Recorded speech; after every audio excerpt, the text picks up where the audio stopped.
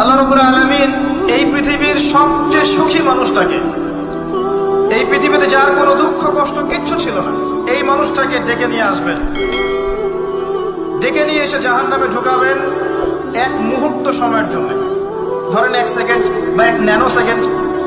এরপরে বের করে নিয়ে আসবেন, নিয়ে এসে বলবেন, পৃথিবীতে কি সুখে ছিলে?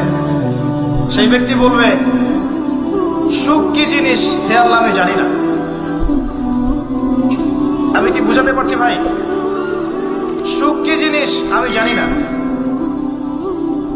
আর আল্লাহ রাব্বুল আলামিন এই পৃথিবীর সবচাইতে কষ্টে থাকা মানুষটাকে ডেকে নিয়ে আসবেন, এনে জান্নাতে ঢুকাবেন, ঢুকে 1 মুহূর্ত সময় রাখবেন, বের করে নিয়ে আসবেন।